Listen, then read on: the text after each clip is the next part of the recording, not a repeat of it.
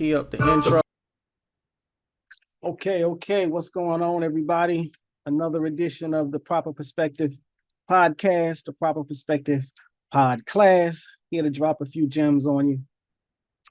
Before we get started, I hope you take the time to hit the like button, like the video, subscribe if you haven't already, share this video with other people. What we talking about today, I ain't even want to touch on this, but obviously I am. You see the picture on the screen. The sisters that went to Ghana. All right, what's going on, everybody? This is the Proper Perspective now podcast. First thing I'm gonna say, the like button, subscribe, leave a comment.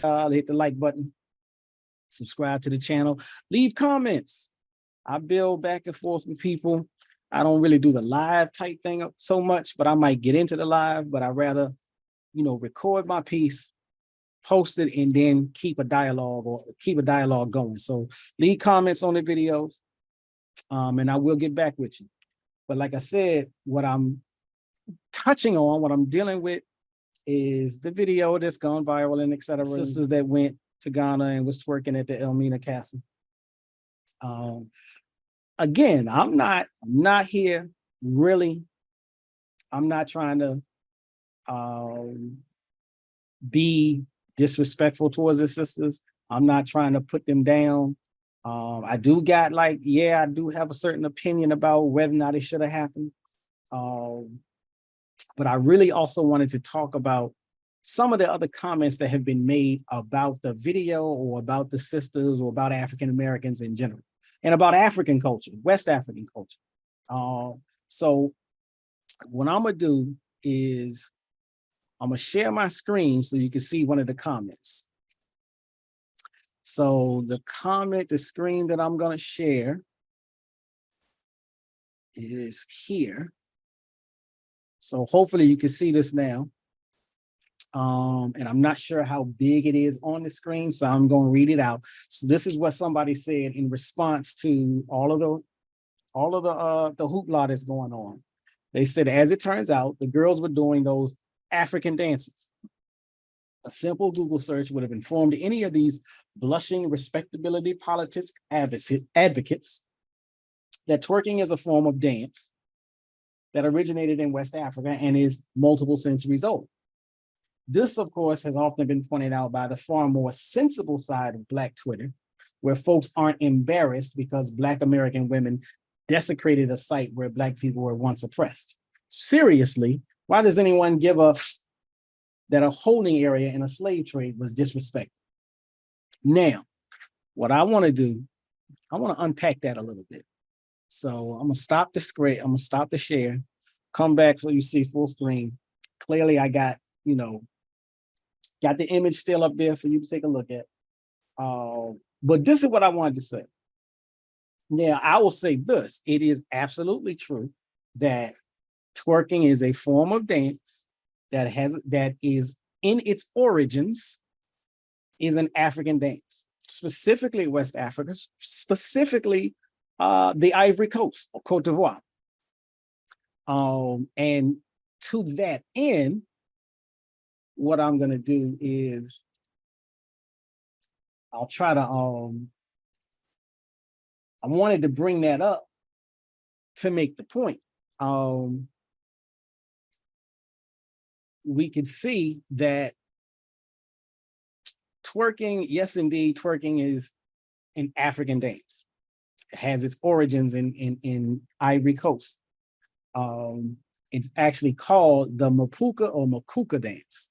And again, I'll share my screen just so that you know I'm not making it up. So we jump on over here to Wikipedia. And what we see is the Mapuka dance, also Makuka dance, La Danse des Fessiers, or the dance of the behind, is a modernized version of a traditional dance from the Dabu area of Southeast Cote d'Ivoire, originating from the Ahizi, Aladian, Dida, and Avikam people.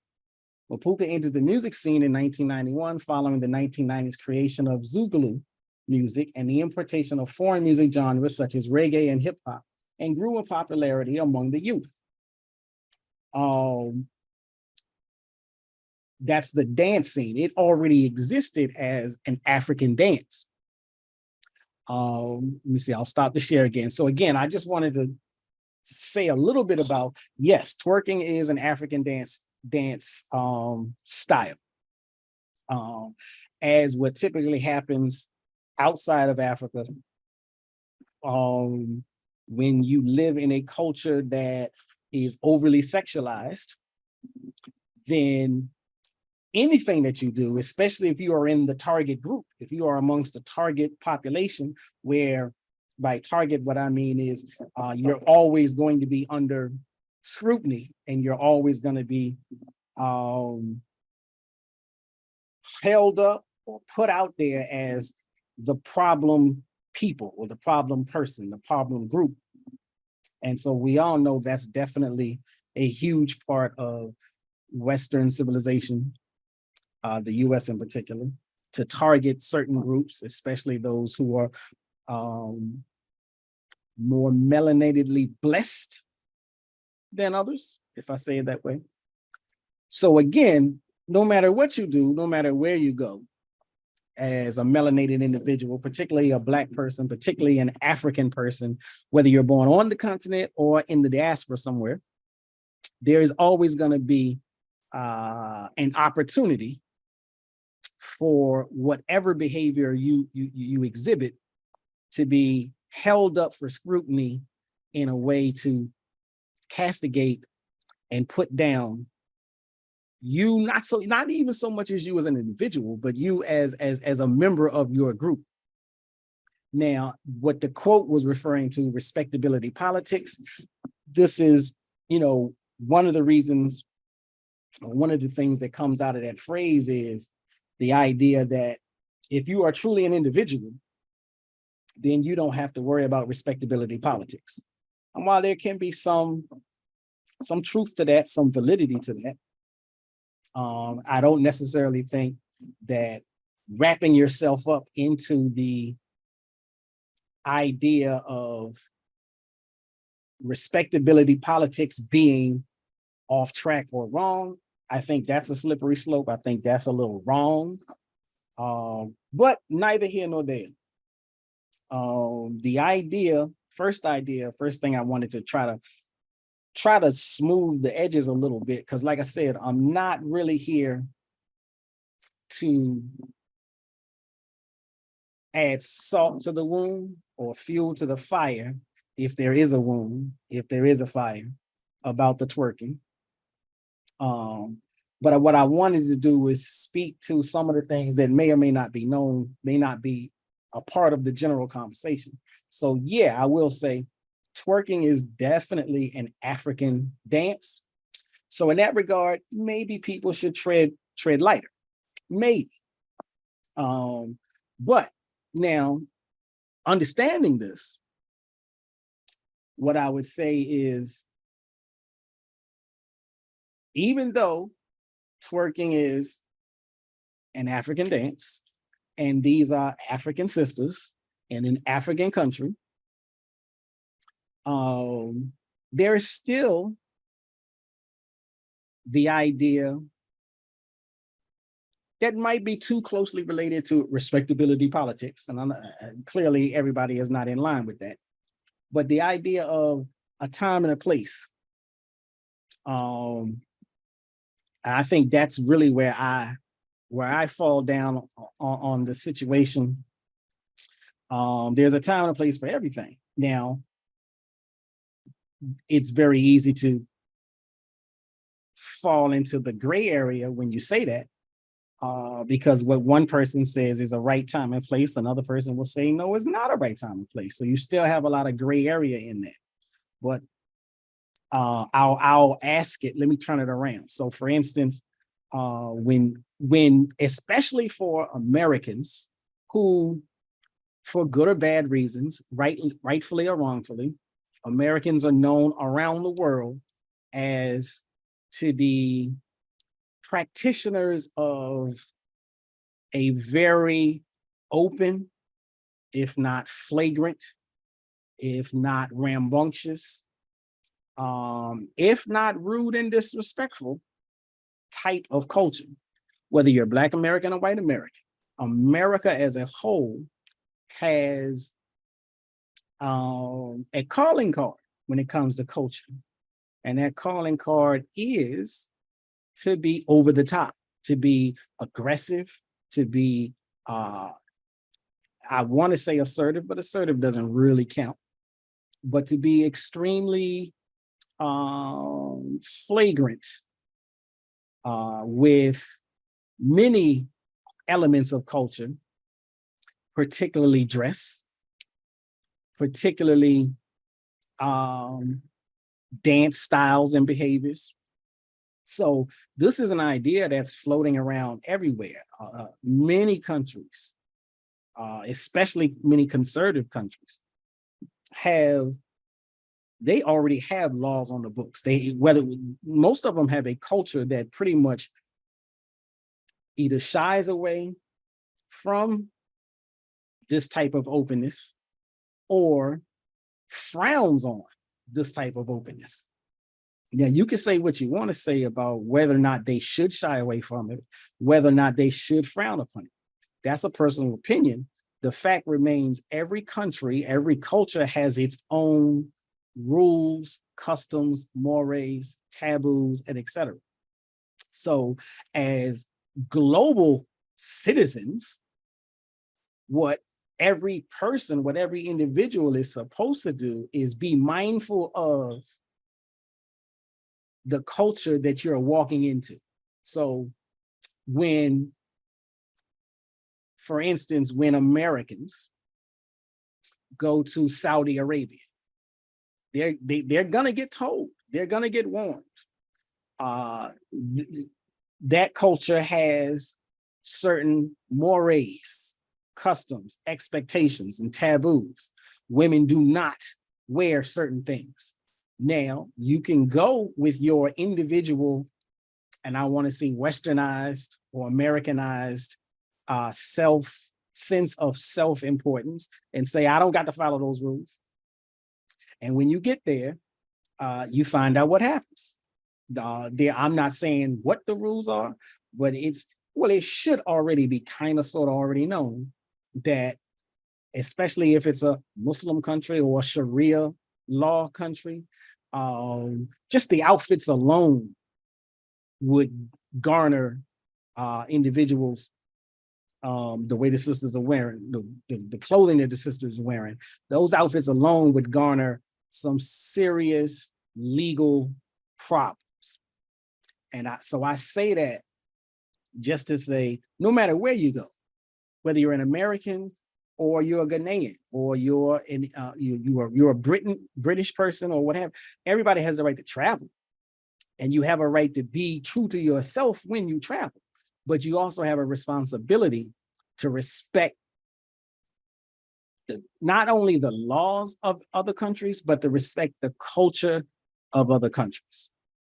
And that's kind of like, so where I'm going with, again, I openly admit, I salute the idea of the fact that twerking is an African dance, and as an African population, we have a right to emulate any and all elements of African culture that speaks to us, whether we're doing it consciously or subconsciously. Better if we're doing it consciously, but as long as it gets done, it gets done. So again, I'm not here to try to point fingers and talk down on the sisters for the clothing they wear or the dancing that they did at the castle. I do want to make it known. I do want to emphasize the point that whether you're participating in an African cultural dance or not, when you go to other countries, you should be mindful of that country's culture.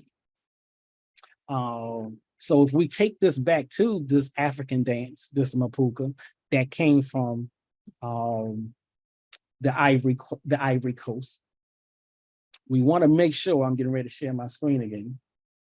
We want to make sure that it's also known that even though This is a West African dance from the Ivory Coast. And I'm gonna share my screen again. So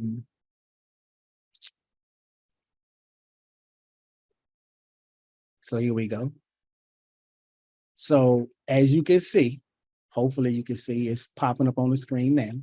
As you can see, this dance, mostly performed by women, clearly shaking their rear and end side to side, facing away from the audience, often while bent over. That's the twerking, that's the mapuka. Some Ivorians have criticized the mapuka for allegedly debasing the country's cultural heritage and promoting depravity. So here, even in the West African country that is the home of the so-called twerking dance, they don't like it. They criticize it. So far, so much to the point where in 1998, following complaints from citizens and women's rights groups, the government of Cote d'Ivoire banned mapuka from public and television for being sexually perverted, lewd, and obscene. And that doesn't mean that I feel like twerking is a public perversion, or I feel like twerking is lewd and obscene. What I'm saying is, more importantly, then it's not only as a global citizen, and when you travel, it's not only about your personal opinion, it's about understanding and respecting other cultures. So the mapuka dance, just as twerking in lieu of the American lens, the mapuka dance was deemed inappropriate for the public. It doesn't mean you can't twerk. That means we don't do this out in the open. We don't do this in the public sphere, in the public sector. So even the originators of the dance have said, we don't do this on TV. We don't do this at museums. We don't do this out in the open public. Now, it's more suited for private, behind doors, closed scene scenarios. So the originators of the dance, so to speak, the country that is at least the home to the birth of the dance, has said, we don't do this out in the public. Now, with that in mind, as members of an African population, I'm gonna go ahead and stop the share again. So I'm stopping the share. So as members of an African population, as I said, we have a right to emulate any elements of African culture that speaks to us. But we also have the responsibility to not go overboard, to not walk past the lines of respectability when we emulate, when we participate in whatever cultural element that we choose. And so, again, the idea, yes, you're allowed to twerk. And you can, and in some respects, you have a right to twerk wherever you want to. But at the same time, we must have, and this is not for the sake of respectability politics, this is for the sake of just general comportment. You can't do everything at all times and any times. That's just basic. So there should be some level of, for lack of a better term, respect. But there should be some level of respect, or I can't even come up with another term. For unlimited, oops. Okay, well, my screen is gonna die on me, so I'm gonna try to hurry this up. So what was I saying? Okay, well, let me go back to the other main thing that I wanted to touch on, because the thing is, or even more importantly, so I've talked about, like, twerking is the type of thing where there's a time and place for it. There's a time and place for everything. I just don't necessarily think doing it at the castle, we can call it a castle, it's a dungeon. We can call it a dungeon, it's a museum. It is a sanctified, holy place. So what I mean is, or give you an example. what would we say? Regardless of the race of the people that did it, what would we say? What would the world say if a group of individuals went to Jerusalem and they went to Calgary and they went to the area where they say, here is the spot where Jesus was hung on the cross. So this is viewed as a holy place, a sacred place, a sanctified place. Why? Because there's an individual who, in the narrative, met their maker. This is a holy place because this individual died, and they were died wrongfully or rightfully, however you feel about it, so on and so forth. But we want to honor this place and show respect for this place. So now, what happens if a group of tourists show up and they start dancing on the mark?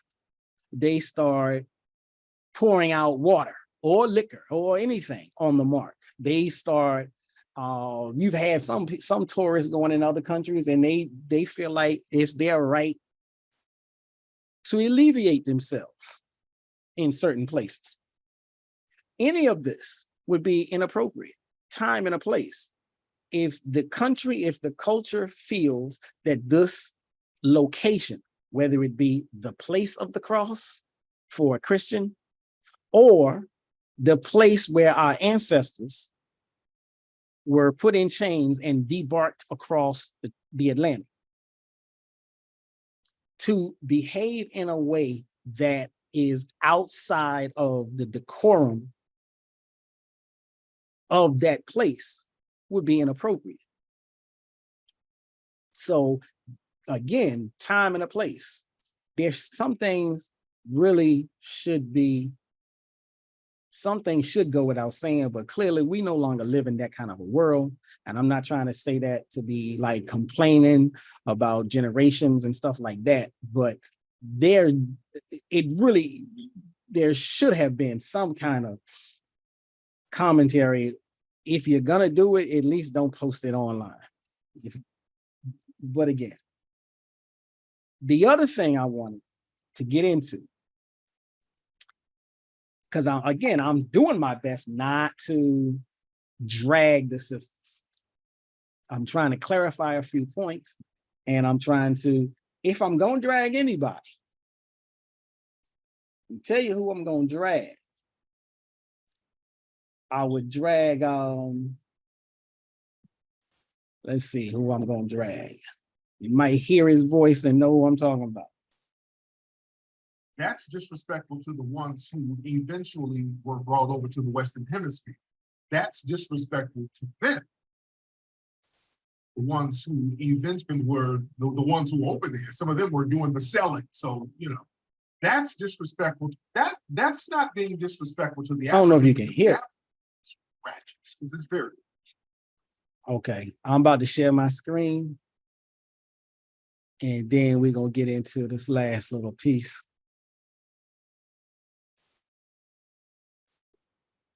So sharing my screen. And we get into this brother right here. Hopefully you can hear. There are a lot of African cats who are mad, and I don't know why they're mad, because them twerking at Elmina, that's not being disrespectful to the African, because the Elmina castle basically, hell, the Africans were the ones who opened there. Some of them were doing the selling. So, that's disrespectful to the ones who were sold. So I'm going to pause that, stop the share, and I'm going to come back. Now, if you heard, like I heard, again, here's my point. Now, he is saying that the Africans that live on the continent, West Africans in general, Ghanaians in particular, since this is where it happened. So he's saying Africans, the Ghanaians, who heard about the video or saw the video, or even if they were present and saw it actually taking place, what have you. He's saying they don't have a right to be to be in their feelings about. They shouldn't feel like they don't have a place to say that twerking at the castle is disrespectful. And he says they don't have this right because there were some Africans 400 years ago that took part in the slave trade. And so here's what I say to Tariq Nasheed, or to people who think like him. First of all, it cannot be said in honesty that twerking is not disrespectful or should not be viewed as disrespectful to Africans. Again, I'm not talking about whether or not the dance is disrespectful in general. I'm talking about whether or not people have a right to view it as disrespectful. He's saying Africans on the continent don't have a right to view it as disrespectful, but African Americans over here, Africans in the diaspora of the US, who are descendants of the slave war, we have a right to feel like it's disrespectful. What I'm saying is you can't cut down the middle like that. As a general rule, African culture is, though tolerant of other cultures, very much on the conservative side, especially in comparison to Western societies, USA in particular. So on the surface of his comments, he's factually wrong, if not being willfully deceitful. Now, to go further, Nasheed's idea that since Africans on the continent might indeed descend from, or since some Africans on the continent, and particularly in Ghana, might indeed descend from what we're going to call sellouts who took part in the Great Ma'afa, who took the wrong side of the Great Ma'afa, which in and of itself needs unpacking. For him to go overboard with his assessment that no Africans can or should be upset about twerking at the so-called slave castle is an example of extreme ignorance, to put it lightly. If not, to put it lightly, extreme ignorance. What's the only other option of how to interpret this? If it's not extreme ignorance, then it's definitely an outpouring of what I call agentism, designed for divide and conquer agendas of neo-COINTELPRO campaigns. Now, why do I say that? Even if I accept the notion, and I do not, but even if I accept the notion that some Africans participated in the war against itself, which is what the so-called slave trade is,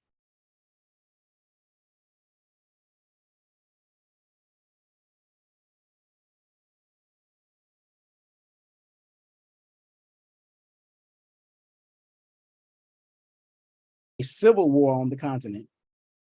Actually, it's, if we really want to be truthful, it's the original, or should I say it is more accurately described as the real First World War, as it encompasses a full-scale genocidal act upon a geographically concise population, the African continent, by a separate geographical concise population, Europe, nearly an entire continent acting in concert against the livelihood of another continent. That is war. That is war. And so with that, the use of the term slave trade is a disrespectful euphemism that needs to be corrected. But that, we can deal with that on a build when I go in on who's supposed to control the curriculum in the Black community. So yeah, I digress a bit. Let me try to get back on topic. Back to Tariq Nasheed.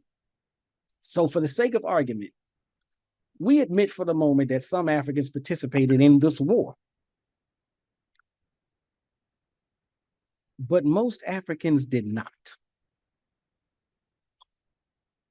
I don't know how to say this any clearer. Most Africans did not. So even when you have this idea that there are some Africans who participated in the slave trade,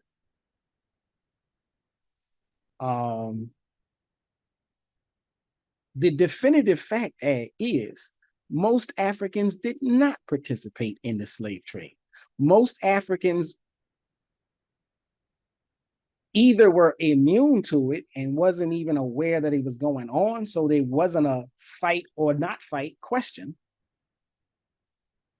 The ones who were affected the most, especially the family members who lost their family members, were definitely affected.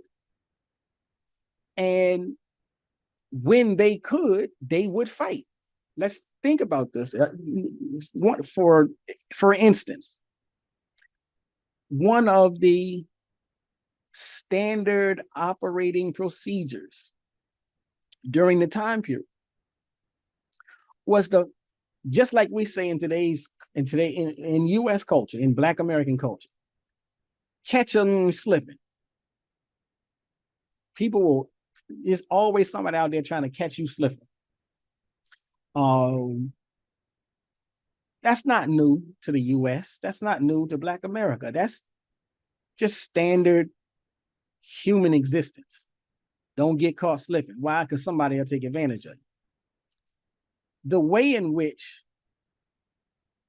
many of our ancestors got on those boats is related to this idea of being caught slipping. If you leave your village and you go down to where the river is and you're going to catch fish, that's something you do. You the man of the family or the village, so you going down there by yourself to catch fish. All of a sudden, there's a group of people who find you and overpower you. They get you onto the boat. There's nothing to fight. Your family don't know that's what happened. All they know is you were supposed to be back by 4 o'clock and now it's 5 o'clock and we don't know where you at. By the time they figure it out, if they ever did figure it out, you was on a boat, you was gone, or you was stuck in that dungeon and don't nobody know where you at. So again, the idea that people's understanding of that's just one example, but that's a standard, and that's a standard operating procedure of how they captured us. So people don't necessarily think about this when they make these anti-self, anti-Black comments about who we are. So again, this idea that there are some Africans who took part in the slave trade, that doesn't mean most Africans did partake in the slave trade. Number two, it doesn't mean that because some Africans took part in the slave trade, no African can have an opinion about what is and what is not viewed as respectful behavior in their African culture or country. That makes no sense. That kind of logic to say, because there's one group of people who are indeed the minority, because there's one group of people who took part in a bad act, to put it lightly and mildly, nobody else in your group can have an opinion on morality. So if that's the logic that we use, that's the logic of Nasheed's statements. Whether he intended it to be that way or not, I don't know it. But that's the logic behind his statement. So if we apply that across the board, then when you have something in the United States that happens and it's viewed as a bad act, that eliminates, and it's not only is it viewed as a bad act, but it's acted upon. The participants of the act are in the minority. So they're in the minority. Now everybody else gets to say, none of you Americans have any right to have an opinion about the morality of anything, because you had a small group of people who did something they shouldn't have done. This is the logic behind Tariq Nasheed's comments that Africans shouldn't have an opinion or shouldn't be bent out of shape, shouldn't feel disrespectful about the twerking, because 400 years ago, a few rejects of society, whether they were in control or not, they were still rejects. If you act in a way that is instrumentally against your own people, you are a reject. Even if you have power so that the people can't check you, you're still a reject. So because some rejects behave badly, none of the good people today can have an opinion about something being inappropriate or not. Pure insanity, to put it best, agentism, to put it worse. So to lay out this proclamation about a cultural disposition based on the minority of that culture, because that's what he did. He laid out a proclamation. No African should be upset about a cultural disposition when not twerking in public is okay. To make this proclamation based on the minority of that culture, past acts is vehemently antagonistic at best. But we all know that's what Nasheed is here for, antagonism, because it sells more than sex does, at least for him. Now, all that aside, let's go back to the idea of tolerance and what is acceptable. While it can be said that twerking is merely the African-American reanimation, reinvention of an African dance, Mapuka, from the Ivory Coast. Again, as I said earlier, even the Ivorians banned the dance in public, which goes to show you that African culture moderates what is and is not acceptable, which is what we should be doing. We moderate what is and is not acceptable. Though we have a right to behave however we see fit, we have responsibilities that are attached to that right. We have the right to free speech, but there are responsibilities and even restrictions to that free speech. So we don't have the right to yell out fire in the middle, out in a public scenario, and there is no fire. That's irresponsible, and there is a penalty for it. So again, as I close this out, yes, twerking is an African dance, but even the originators of the dance have said that it's not a dance to be done in the public, out in the open. So as we go places, we should keep in mind not only our right to do what we want, our responsibility. It would really be helpful if people like Tariq Nasheed stop finding every opportunity to create division. The last thing we need is further division. If we're all going to weigh in on a topic or an incident like this, we should be trying to figure out a way to weigh in on this topic in a way to promote cultural unity, not cultural and political division. So with that, like the video, hit the like button, share the video, make comments on the video, hit me up. I'm always willing to build, either via text or video. So just hit me up. That's it for the Proper Perspective podcast. Catch you later. The Proper Perspective. Shabazz break it down with the proper perspective. Shabazz break it down with the proper perspective. The proper perspective. So much controversy and a lot of deception. You don't know who's coming through with the light and reflection, and whose mouth is mumbling, trick knowledge deceptive. Shabazz break it down with the proper perspective. So much controversy and a lot of deception. You don't know who's coming through with the light and reflection, and whose mouth is mumbling, trick knowledge deceptive. Shabazz break it down with the proper perspective.